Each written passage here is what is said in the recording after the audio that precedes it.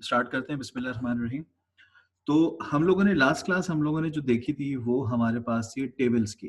Table हम लोगों ने लास्ट टाइम जो थे वो कंप्लीट किए थे। फिर उसके बाद हम लोगों ने शेप्स को भी कंप्लीट किया था। क्लिप आर्ट कंप्लीट किया था, पिक्चर कंप्लीट की थी। सारी चीज़ें वीडियो में मौजूद हैं, देख लीजिएगा। नहीं समझ में आएगी तो दोबारा पूछ लीजिएगा, इंशाल्लाह मैं आपकी हेल्प आउट कर दूँगा उसके अंदर। अब हम बात करेंगे स्मार्ट आर्ट से। स्मार्ट आर्ट से चलेंगे और आगे तक चलेंगे। तो जी, अगर अगर देखो बेसिकली स्मार्ट आर्ट होता क्या है? अगर मैं बात करता हूँ शेप्स की, तो शेप्स के अंदर हमें सारे ऑब्जेक्ट को क्रिएट करना पड़ता था। यानी कि हमें शेप्स में जाके फिज़िकल पिक्चर्स को यानी कि ऑब्जेक्ट को उठाना पड़ता था और उठा के हम उनको यूज़ करते थे। यानी कि इन शॉर्ट हमें पूरी डायग्राम बनानी पड़ती थी, जो मैंने लास्ट टाइम आप लोग के सामने बना के दिखाई हुई थी। लेकिन स्मार्ट आर्ट में ये होता है कि मेरे पास बनी-बनाई रेडीमेड शेप्स मौजूद हैं। मैंने स्मार्ट आर्ट में जाना है, वहाँ जाके पर्टिकुलर शेप को चूज़ करना है और उसे पेज के ऊपर इम्प्लीमेंट करना है। बस इतना सा काम करना है। देखो मैं यहाँ पे गया, तो मेरे पास कितनी सारी डिफरेंट डिफरेंट पिक्चर्स आ रही हैं और ये वो पिक्चर्स हैं जो बनी बनाई हैं। ये कोई जेपीजी इमेज नहीं है। ये पूरा एक ऑब्जेक्ट है जो क्रिएट हुआ हुआ है। ये पूरा एक सर्किल है जो क्रिएट हुआ हुआ है। लेट्स सपोज कि मैं यहाँ पे साइकिल में जाके मैं ये वाला एक ऑब्जेक्ट इस पे क्लिक करता हूँ, यहाँ से मैं इसको ओके करता हूँ। मैंने जैसे ही इसको ओके करा, तो मेरे पास ये पूरा जो फिगर है यहाँ पे मेरे पास ये डिस्प्ले हो गई, जिसके अंदर मेरे पास ये 4 बॉक्सेस हैं, उनके 4 सब बॉक्सेस हैं और यहाँ पे मेरे पास ये जो बॉक्स है ना, इसे कहते हैं टेक्स्ट पेन, PANE, ये टेक्स्ट पेन कहलाता है। अगर मैं यहाँ से इसको बंद कर दूँ, कोई मसला नहीं है, मैं यहाँ से भी इसको बंद कर सकता हूँ, ऊपर लिखा हुआ आ रहा है टेक्स्ट पेन, इस पे मैंने क्लिक किया, ये वाला पार्ट बंद हो गया। यहाँ पे बेसिकली करते क्या है इसमें, लेट्स सपोज मैं कहता हूँ कि इस वाले बॉक्स में कि हम वेब डिजाइनिंग पढ़ते हैं। फिर उसके बाद यहाँ पे मैंने लिखा MS ऑफिस, यहाँ पे मैंने लिखा ग्राफिक्स और उसके बाद यहाँ पे मैं लिखता हूँ फॉर एग्जाम्पल डेवलपमेंट। अच्छा, ये मैंने यहाँ पे मैंने 4 अलग-अलग जो है वो कोर्सेज़ का नाम लिख दिया।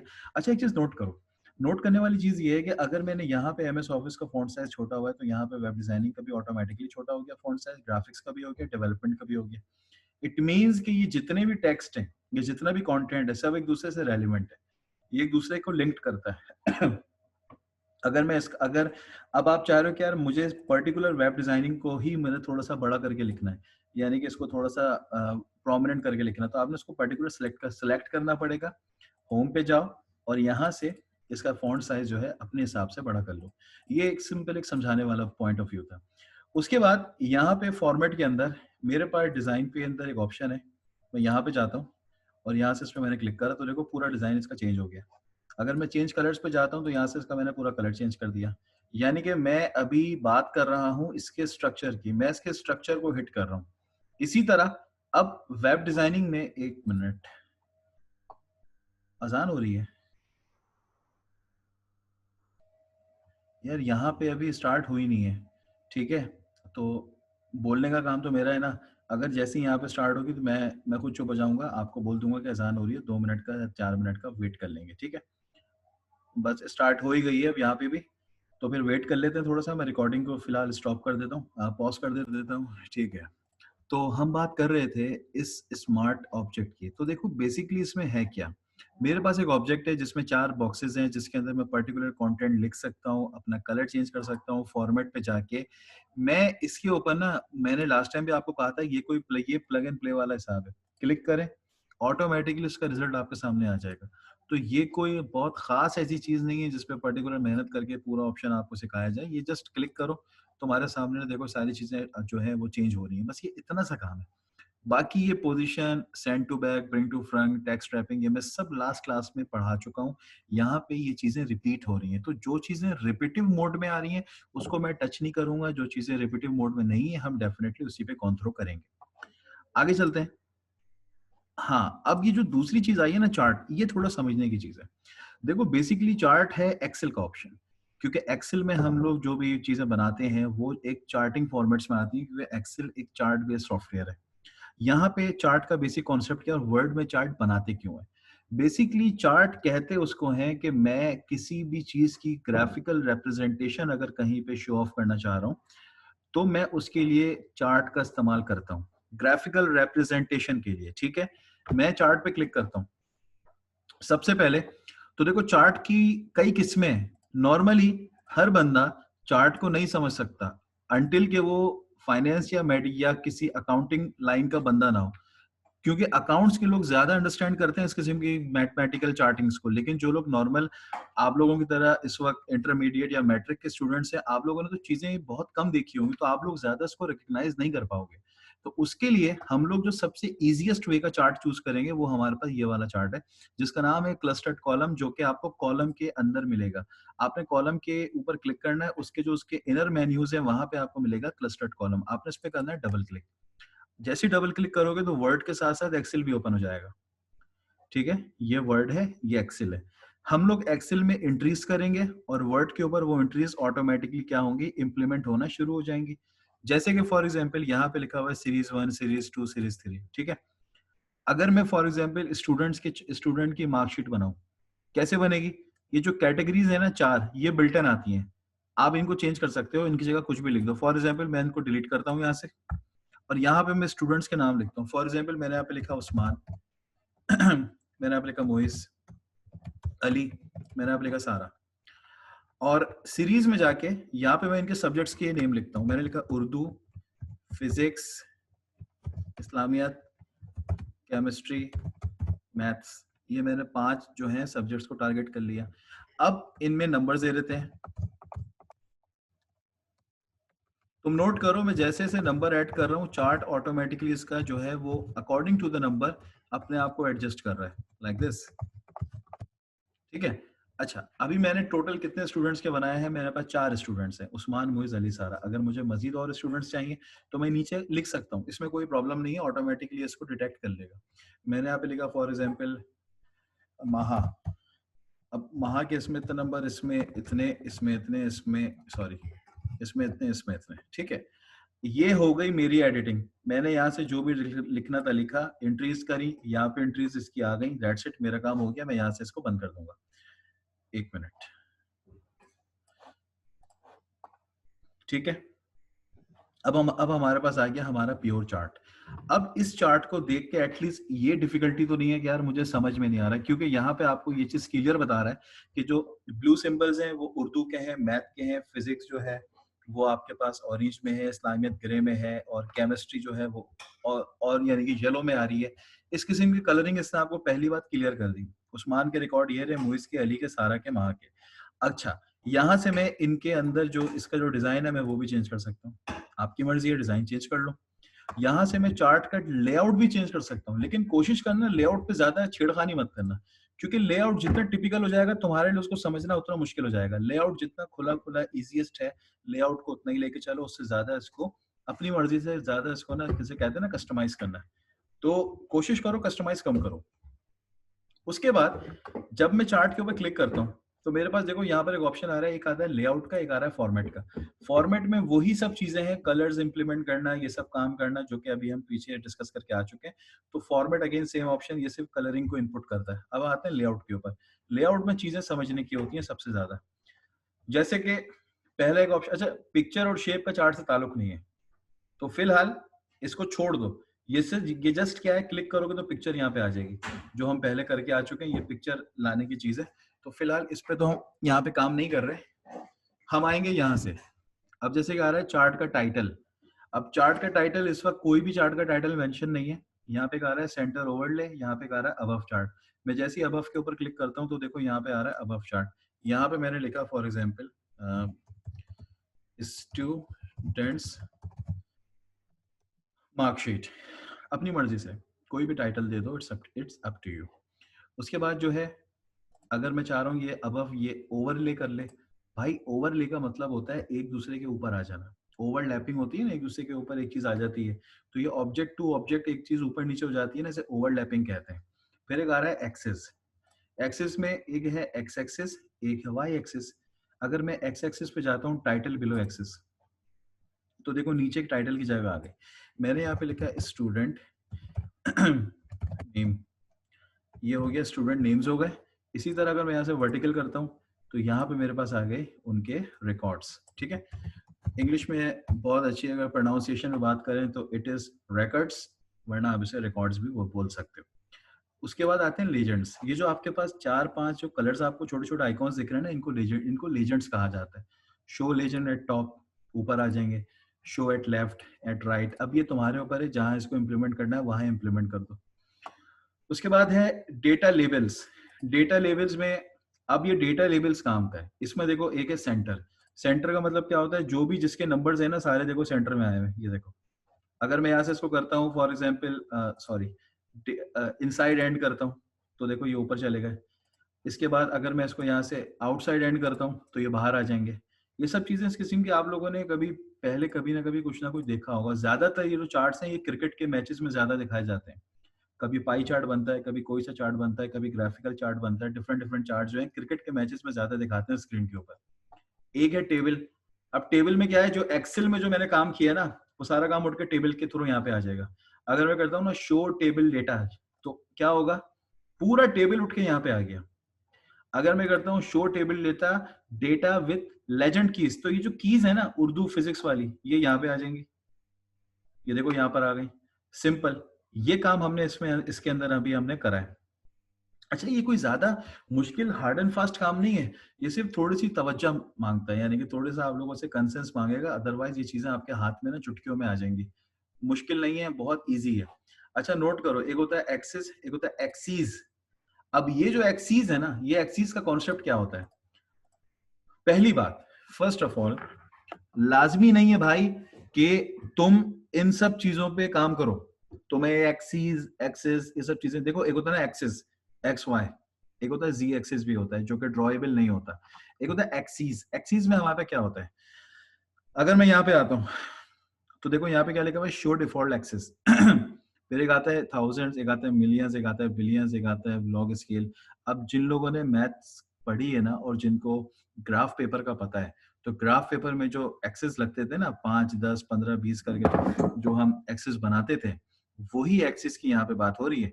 अब वही बात है ना कि जिनको मैथ नहीं आती उनके लिए प्रॉब्लम है। अच्छा, प्रॉब्लम भी नहीं है, सॉरी टू से, ये प्रॉब्लम की कोई चीज नहीं है। ये जैसा है आप इसको एज इट इज भी छोड़ सकते हो। लाजमी नहीं है कि इसके ऊपर काम करना जरूरी है। ये उन ऑप्शन, जिस तरह एक मोबाइल में 36,000 ऑप्शंस होते हैं ना, लेकिन आप उतना ही यूज करते हो जितना आपको जरूरत होती है। तो वर्ड के अंदर भी यही चीज है। आप उतना कोर वर्ड यूज करो जितने इसकी जरूरत है, उससे ज्यादा पे आपको कभी जरूरत ही नहीं पड़ेगी। इवेंचुअली मैंने भी आज तक जितना काम किया, मुझे भी आज तक इतनी कोई खास जरूरत वर्ड के अंदर नहीं पड़ी कि मुझे जरूरी हो गया कि मैं चीजों को लेके चलूं। हर चीज मैंने ना पढ़ी है और ना हर चीज मैं जानता हूँ। लास्ट इसमें कोई दो राय नहीं है, ना ही मैं झूठ कह रहा हूँ, ना ही मुझे अपना सर ऊंचा रखना है कि मुझे सब आता है। लाजमी बात है, पूरी चीजें सॉफ्टवेयर नहीं आ सकते, कोर सॉफ्टवेयर होते हैं। अच्छा जी सर, एक्सिस अगेन बता दें। ठीक है मानूर, बताते हैं। देखो, ये जो एक्सीस का कॉलम, ये जो एक्सीस का कॉलम है ना, ये मैं बताता हूँ क्या होता है। देखो यहाँ तो मैं मानूर दिख रहा होगा 20, 40, 60, 80, 100, 120, यानी कि यहाँ जो काउंटिंग चल रही है वो 20-20 के उस स्पेसेस से चल रही है, ठीक है ना। इसके अंदर इसके अंदर होता क्या है, अगर मैं एक्सीज में जाके इसको मैं यहाँ से जाके कर दूं for example show axes in thousands, in millions, in billions, अगर मैं इस पे क्लिक करता हूँ तो देखो यहाँ पे वो जितने नंबर से आपके पास, जो कि आपके पास एक राउंड फिगर नंबर से, अब उनकी जो नंबरिंग है वो चेंज हो गई। अब ये मिलियन और बिलियंस की काउंटिंग में चल रहे हैं। पहले तो नॉर्मल बेसिस पे चल रहा था 10, 20, 40, 60, 80, 100, 120। अब ये मिलियंस और बिलियंस को चले गए। तो एक्सीज में ये मिलियंस और बिलियंस की काउंटिंग होती है, जो कि हमारे लिए नहीं है, जो कि ऑनेस्टली स्पीकिंग हमारे लिए डिफॉल्ट एक्सीज ही रहता है। इससे ज्यादा हम काम नहीं करते, क्योंकि हम किसी को समझा नहीं सकते इतनी बड़ी कैलकुलेशन। अब आते हैं कि कौन लोग ये काम कर सकते हैं। अब जिस तरह मैं कहता हूँ कि लैब, आपकी केमिकल लैब्स होती हैं जहाँ पे बहुत सारे एक्सपेरिमेंट्स हो रहे होते हैं, जहाँ पे पूरे पूरे लॉग स्केल प्रिपेयर हो रहे होते हैं, वहाँ पे बड़ी कैलकुलेशन हो सकती है। लेकिन एजुकेशन पर्पसेस के अंदर, एजुकेशन काम के अंदर इस लेवल का काम नहीं होता जिसमें आपको थाउजेंड, मिलियन और बिलियंस में जाना पड़े। आपको नॉर्मली एक्सेस पे रह के अपना काम निकाल सकते हो, ठीक है। बाकी है ग्रिड लाइंस। तो देखो, ये जो पीछे लाइंस है इनको इनको ग्रिड कहा जाता है। ये जो आ रही है ना, ये वाली, ये वाली, ये वाली, ये ग्रिड्स कहलाती हैं। अगर मैं करूँ यहाँ से माइनर ग्रिड लाइंस, तो देखो ये माइनर छोटी छोटी हो गई। अगर हम इसे मेजर कर दें तो ये मेजर हो जाएंगी जिस तरह पहले थी। ये ऐसी चीजें हैं। फिर एक आता है प्लॉट एरिया। प्लॉट का मतलब ये तुम्हें दिख रहा होगा, पीछे एक ग्रे कलर आ रहा है, एक ब्लैक कलर है और एक ग्रे कलर है। मैं जैसे ही नन करूंगा तो ये जो ग्रे कलर है ये खत्म हो जाएगा। इसे कहते हैं प्लॉट एरिया, ये प्लॉट कहलाता है। और वापस इसको मैं शो प्लॉट करता हूँ, ये वापस आ जाएगा। बस इतना सा काम है चार्ट के अंदर। आपको सिर्फ लेआउट के अंदर ये 2-4 चीजें देखनी है। 2013 और 16 में तो ये इस तरह है भी नहीं। उसके अंदर तो इतनी इतनी पंचायतें रखी नहीं है उन्होंने। सिंपल सिंपल से चेक बॉक्सेस बना दिए, चेक लगाओ, नंबर्स आ जाएंगे, चेक लगाओ, टेबल आ जाएगा, टेबल चला जाएगा, खत्म कहानी। इससे ज्यादा उसमें कोई लंबी चौड़ी कहानी है ही नहीं। ठीक है, वेल ये चार्ट था। अगर किसी को कुछ पूछना हो तो मुझे अपने माइक अनम्यूट करके पूछ लो या मुझे मैसेज कर दो। उसके बाद जो है हम चार्ट से बाहर आते हैं, हम चलते हैं लिंक्स के ऊपर, जिसमें 3 ऑप्शंस आ रहे हैं, हाइपरलिंक, बुकमार्क, क्रॉस रेफरेंस। ठीक है, अच्छा अभी पहले तो मैं तुम्हें ये बता दूं कि ये हाइपरलिंक बुकमार्क होता है क्या है, फिर इसको करने के 2 तरीके हैं। एक जरा लंबा तरीका है, एक जरा छोटा तरीका। वो छोटा जो है ना, उसको मैं शॉर्ट भी नहीं बोलता, उसको मैं शॉर्टेस्ट कहता हूँ, सबसे छोटा तरीका।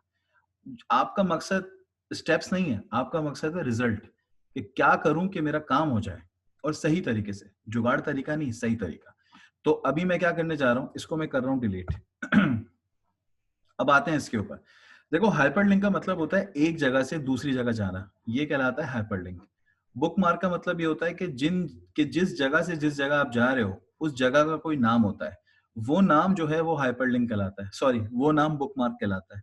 और आना जाना जो होता है उसको हाइपरलिंक कहा जाता है। ठीक है, अब बुकमार्क और हाइपरलिंक में एक्चुअल में होता क्या है। अब इसमें ना 2 तरीके हैं करने के, एक तरीका जरा बड़ा है और एक तरीका जो है वो छोटा है। अभी हम बात करते हैं इसके छोटे तरीके की। ठीक है, अच्छा आपने करना क्या है, आपने जस्ट ये करना है कि मैंने यहाँ पे लिखा पेज 1, मैंने यहाँ से इसको थोड़ा सा फॉन्ट साइज इसका बड़ा कर दिया, कंट्रोल एंटर करके नीचे आते हैं, यहाँ मैंने लिखा पेज 2, पेज 1 और ये है पेज 2।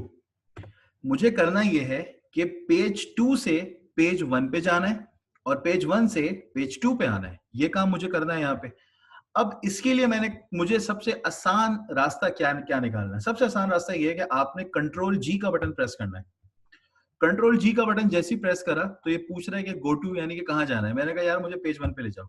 मैंने जैसे लिख के इंटर किया, ये देखो मुझे पेज 1 पे लेकर आई है। अगर मैं कहता हूँ मुझे पेज 2 पे जाना है, ये मुझे पेज 2 पे लेकर आ गया। पेज 1 पे जाना है 1 लिखो, 2 पे जाना है 2 लिखो। अगर 3, 4, 5 पेजेस होते तो बस पेज का नंबर डालो, डायरेक्टली उस पेज के ऊपर पहुंच जाओगे। ये काम है किसका, जो काम बुक मार्क और हाइपरलिंक मिलके करते हैं ना, वो काम हमने कंट्रोल G के बटन से कर दिया। अब बुक मार्क और हाइपरलिंक कैसे काम करते हैं उसकी तरफ चलते हैं। पेज हमारा सेम रहेगा, हमने सिर्फ करना क्या है, हम ऊपर आते हैं, हमने सबसे पहले पेज के ऊपर क्लिक करा, बुक मार्क पे जाते हैं, यहां पे मैंने लिखा पेज 1। अच्छा अगर देखो मैं बीच में स्पेस देता हूं तो मेरे पास यहाँ पे ऐड का बटन डिसेबल हो गया, क्योंकि बीच में स्पेस नहीं आना चाहिए। अगर मैं इसको मिटा दूं और मैं ऐड पे क्लिक करूं तो देखो मेरा पेज ऐड हो गया। इसी तरह मैं दूसरे पेज पे जाता हूँ, सिलेक्ट कुछ नहीं करना, सिर्फ क्लिक करना है। अगेन बुक मार्क पे गए, यहाँ पे लिखा पेज 2 और इसको मैंने ओके कर दिया। ठीक है, अच्छा जी ये तो हो गया, मैंने दोनों पेजेस को अलग अलग नाम दे दिए। अब मुझे ये करना है कि मुझे कौन से पेज पे जाना है और किस लिंक के थ्रू जाना है, लिंक के थ्रू। तो मैं यहाँ पर एक लिंक बनाने जा रहा हूँ। कैसे बनेगा, मैंने यहाँ पर आके लिखा कि गो टू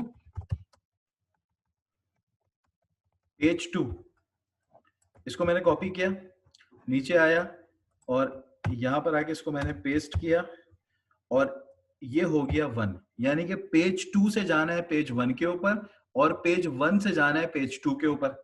अब हम क्या करेंगे, आसान सा काम है, आपने सिंपल इसको सिलेक्ट करना है, हाइपरलिंक पे क्लिक करना है, उसके बाद यहां पर आपको बुक मार्क का एक बटन दिख रहा है, आपने जाना है बुक मार्क के ऊपर, यहां से जाओगे पेज 2 पे, ओके करोगे, दैट्स इट। तुम्हें दिख रहा होगा इसका कलर चेंज हो गया। अब मैं जैसे ही कंट्रोल दबा के प्रेस करूंगा ना, देखो जैसे ही मैंने कंट्रोल दबाया तो यहाँ पर एक फिंगर का निशान आ गया। इसका ये ऊपर लिखा हुआ क्या आ रहा है कि control plus click to follow link, यानी कि इस पे क्लिक करो आगे जाने के लिए। मैंने इस पे क्लिक करा तो तुम ये देखो मैं आ गया पेज 2 के ऊपर। अब मुझे जाना है पेज 2 से पेज 1 के ऊपर, मैंने इसको सिलेक्ट किया, मैं वापस आता हूँ हाइपरलिंक के ऊपर, बुक मार्क पे गया, पेज 1 चूज किया, ओके करा, कंट्रोल दबा के जैसे क्लिक करता हूँ, सो देखो मैं पेज 1 पे आ गया। कंट्रोल दबा के क्लिक किया, पेज 2 पे आ गया। कंट्रोल दबा के प्रेस किया, पेज 1 पे आ गया। ये है बेसिकली छोटा सा काम। अब मुझे ये बता दो, कोई मैसेज कर दो या वैसे ही बता दो कि कोई प्रॉब्लम है यहाँ तक, आगे चलें या कुछ पूछना है यहाँ तक।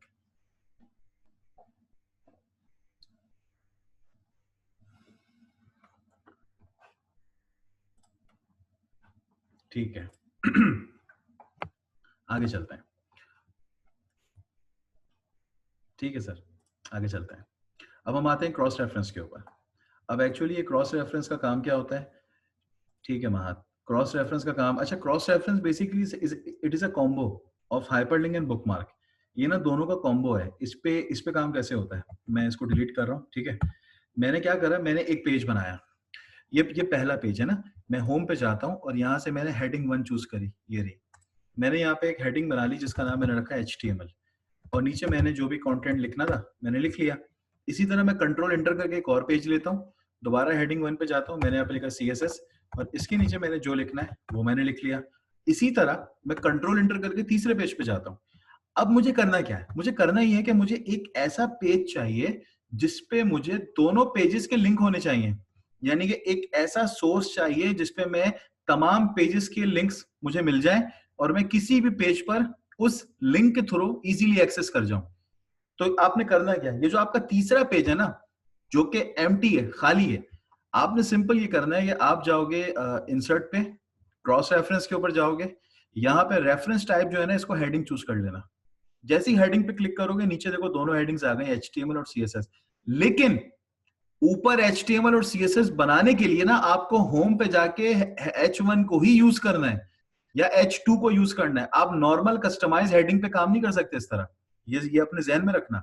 अगर ये नहीं बनाओगे तो ये लिंक काम नहीं करेगा, ये वाला पोर्शन खाली आएगा तुम्हारे पास। तुमने HTML पे क्लिक करा, इंसर्ट करा, तो देखो यहाँ पे HTML लिखा हुआ आ गया। इंटर करो, CSS पे क्लिक करो, इंसर्ट करो, दैट्स इट। ओके हो गया, क्लोज हो गया। जैसे ही मैं माउस लेके जाऊंगा इसके ऊपर, तो देखो सेम ऑप्शन आ रहा है, control plus click to follow the link.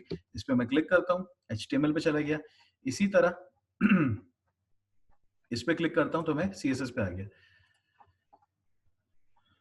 सही है। उसके बाद अब हमारे पास, अब हम आगे चलते हैं। हमारे पास अब ऑप्शन आ रहा है हेडर फुटर पेज नंबर का। अब ये तो बड़े कोई इजी स्टेप्स हैं। इनमें होगा क्या, आज मैं आपका ना, मैं अभी से क्लियर कर दूं, ये वाला ऑप्शन खत्म करूंगा। ठीक है, एक ये खत्म होगा आपका आज, और एक आपका खत्म हो जाएगा पेज लेआउट। बहुत छोटे ऑप्शन है, बस ये 2 ऑप्शन मैं आज कराऊंगा आपको, इससे ज्यादा नहीं कराऊंगा। छोटे छोटे ऑप्शन है, इसको मैं कंप्लीट करा दूंगा। अच्छा, एक चीज मैं क्लियर कर दूं, यहाँ पढ़ाने का मतलब ये नहीं कि मैं फिजिकल क्लास में मैं ये चीज आपसे पूछूंगा नहीं। आप लोग इसकी तैयारी भी करेंगे अपने घर में, एटलीस्ट वीडियोस को देख लीजिएगा, ताकि जब आए तो बिल्कुल कोरा कागज होके ना आए। एटलीस्ट थोड़ा बहुत तो यार हमें मालूमात होनी चाहिए, देन हमारे लिए आगे बढ़ने में आसानी होगी।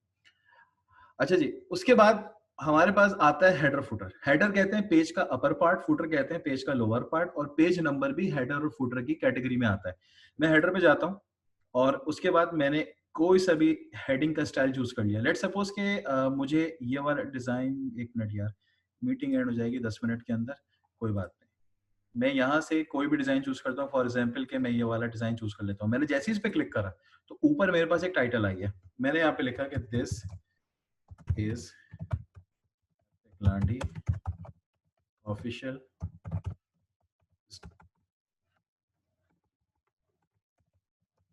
प्रेस।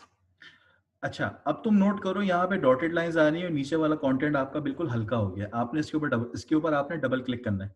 मैंने जैसे ही डबल क्लिक करा तो देखो ये आपके पास जो है ये कंटेंट अपनी जगह वापस आ गया, और ऊपर वाला कंटेंट आपका फिक्स हो गया। अब आपके पास जितने पेजेस होंगे, हर पेज पर ये कंटेंट आपके पास जो है, ये हेडर आपके पास फिक्स हो जाएगा हर पेज पर।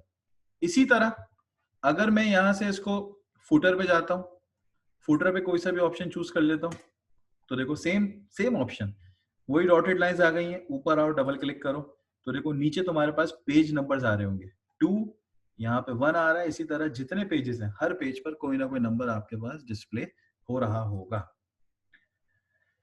उसके बाद आगे चलते हैं। मेरे पास अब जो दूसरी चीज है वो है टेक्स्ट बॉक्स।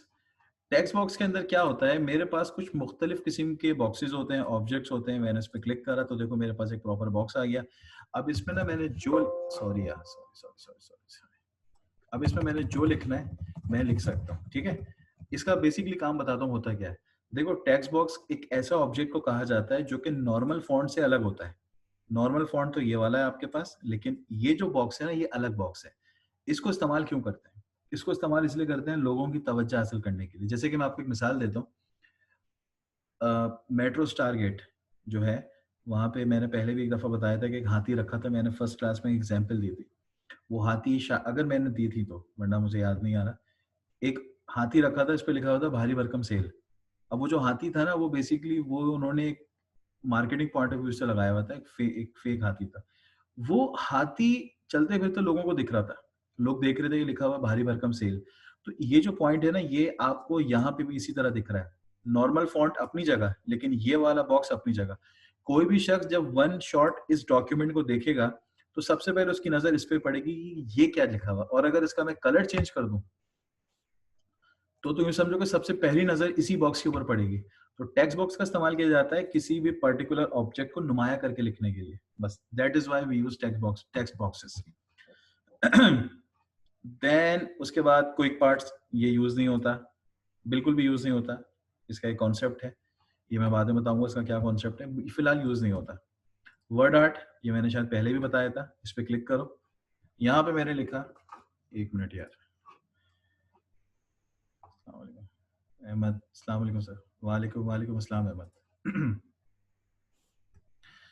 यहाँ पे मैं लिखता हूँ फॉर एग्जाम्पल पाकिस्तान।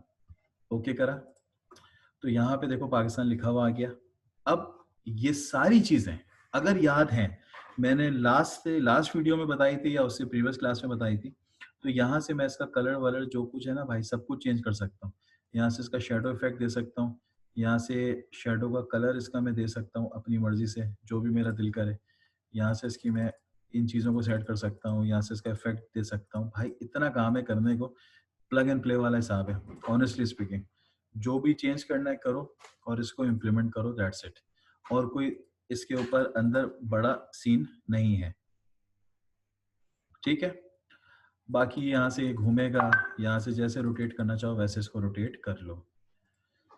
अच्छा जी सर, व्हाट्सएप नंबर में वॉइस सुन लें प्लीज़।